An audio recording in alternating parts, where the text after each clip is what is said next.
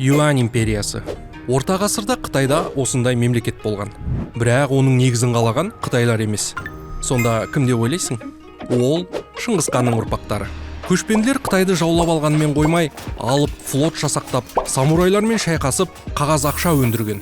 Қытайдың астанасын әлемдік туризм мен ғаламдық сауда орталығына айналдырған. Дүние жүзінің байлығы сол қалаға қарай ағылған. Біз осы оқиғаны бастан аяқ баяндап, соңы немен біткенін айтып береміз.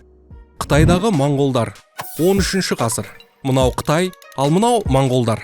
Моңғолдардың саны көп дегенде 1 миллион, ал қытайлар одан 100 есе көп. Екеуінің күші тең емес, бірақ Шыңғыс хан тайсалмаған. 1206 жылы моңғолдардың басын қосып, 5 жыл өткен соң Қытайға басып кіреді. Аз уақыт ішінде бүкіл солтүстік бөлігін жаулап алады. Ол қалай бағындырды?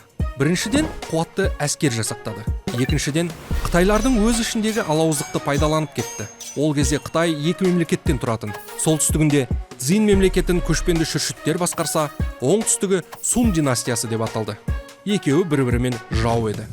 Сун мемлекеті мен Шыңғыс хан ұрпақтары ондаған жыл бойы шайқасты. Қарсыласының қолында от шашар, зеңбірек, тіпті оқ дәрі ататын зымырандар болды. Моңғолдар ол жағынан әлсіз еді.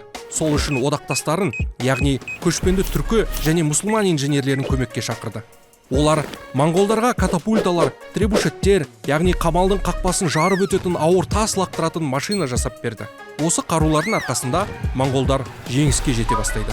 Соңында бүкіл Қытайды жаулап алады. Тек ол кезде Шыңғыс хан әскерін өзі емес, немересі Құбылай басқарған еді. Құбылай Қытайды басқарған ең алғашқы шетелдік билеуші. Ол Юань деп аталатын жаңа династия құрды. Юаньның мағынасы тұңғыш, көне дегенді білдіреді. Құбылай Қытайдың есігін әлемге ашты. Оның сарайында түрлі елден келген, түрлі діндегі адамдар жұмыс істеп өмір сүрді. Араларында христиандар, мұсылмандар, буддашылар, парсылар, арабтар және түркілер болды. Айтпақшы, Құбылайдың алдыңғы шептегі әскері қазіргі қазақтардың, өзбектердің, қырғыздардың ата-бабасы қыпшақтар, қаңлылар және қарлұқтардан тұрған. Император гвардиясындағы 35 мың түрк әскері Астана мен билеуші сарайын күзеткен. Қазіргі Бейжіңнің орнына Құбылай Ханбалық деп аталатын Астана тұрғызды. Одан соң басқа қалаларды, күріш алқаптарын, суармалы жерлерді және 1000 шақырымға созылған Қытайдың ең негізгі кеме жолын қалпына келтірді. Көшпенділердің самурайлармен жекпе-жегі. Моңғолдар құрлықта ғана соғысқан жоқ. Олар кеме басқаруды да жылдап үйреніп алды. Мәселен, Құбылай әскері Сун мемлекетін теңіздегі шайқаста ойсырата жеңген. Бірақ олар үнемі жеңімпаз болған жоқ. Бір күні Құбылай Жапонияны жаулап алғысы келіп, бізге соғыссыз беріліңдер деген сәлемдемемен ол жаққа елші жібереді. Бірақ жапондар елшіні қалаға кіргізбей қояды. Сол кезде Құбылай жүздеген кеме, 10 мыңдаған сарбазы бар үлкен флот жасақтап, теңіз арқылы Жапонияға жөнелтеді. Юань әскері Жапон аралының жағалауына барып орналасады. Бір қалаларды оңай жаулап алса, енді бір жерлерде ызалы самурайлармен ұзақ шайқасады.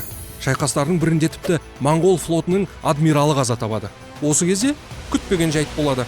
Кенеттен тайфун көтеріліп, моңғолдардың бүкіл кемесін тас-талқан етеді. 7 жылдан соң Құбылай тағы флот жасақтап, қайтадан Жапонияға аттандырады. Ол кезде не болды дейсің ғой? Тағы да тайфун көтеріледі. Жапондар тіпті осы бір құпия тайфунды камикадзе, яғни Құдайдың дауылы деп атап алғыс жаудырады. Қаһарлы моңғолдарды көктен келетін құдіретті күштен басқа ештеңе жеңе алмас еді. Моңғолдарға қызмет еткен италиялық. Юаньдықтарға қызмет еткен еуропалықтар да болған. Мысалы, мына венециан жігіттің есімі Марко Поло. Ол қазір дүние жүзіне танымал. Бірақ сол заманда жай ғана саудагердің ұлы болатын. Жердің шетін іздеген жас жігіт әкесі мен ағаларына еріп алыс сапарға аттанады. Венеция мен Қытайдың арасы 8000 шақырым. Қазір болса ұшақпен 10 сағатта жетіп барар едік. Ал оларға тау тасты, шөл даланы артқа тастап 4 жыл бойы жүруге тура келген. Қызығын айтайын ба? Еуропалықтар осы жолды аман есен жүріп өткен. Оларды Құбылайдың өзі қарсы алған. Ханға венециан жігіт ұнап қалады. Сөйтіп оны көп қаласының біріне әкім етіп тағайындайды. Осылайша Марко Поло Қытайда 17 жыл тұрып, Венецияға оралған соң саяхаты туралы кітап жазады.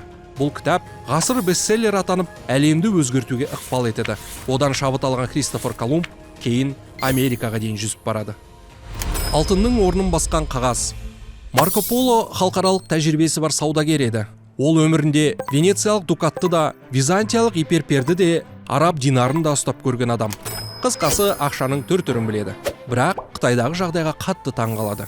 Өйткені ол жақтың халқы тауар сатып алуға алтын мен күміс емес қағаз пайдаланады екен. Бұл ол замандағы ғажайып оқиға еді. Қытайда бағалы металл аз екен, есесіне тұт ағашы көп. Сол себепті Құбылай металл монеталардың бәрін чау деп аталатын қағаз валютаға айырбастауға бұйрық береді. Оны тұт ағашының қабығынан жасайтын болған.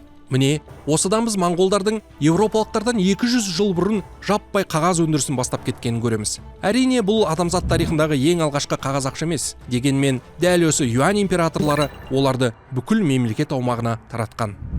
Империяның күйреуі. Құбылай хан қайтыс болғаннан кейін империяның жағдайы нашарлайды. Оның ұрпағы өзі сияқты талантты билеуші бола алмады. Шенеуніктер ұрлық жасауға көшіп, тауар бағасы қымбаттай береді. Сөйтіп, ел ішінде бүлік шығады. Осылайша 1,5 ғасыр өмір сүрген Юань империясы 1366 жылы күйрейді. Моңғолдар мен олардың одақтастары елден қуылады. Қытай мемлекеті қайтадан Қытай халқының қолына өтеді. Бірақ моңғолдардың тарихы мұнымен бітпейді. Тағы бір ұлы мемлекет Алтын Орда одан кейін де ондаған жыл бойы Евразия даласын уысында ұстап, әлемді таңғалдырды. Айтпақшы, біздің арнамызда оның да тарихы бар. Бұл қалам балам. Жаңа шығарылымдарды қалт жібермеу үшін біздің арнаға жазылып қой.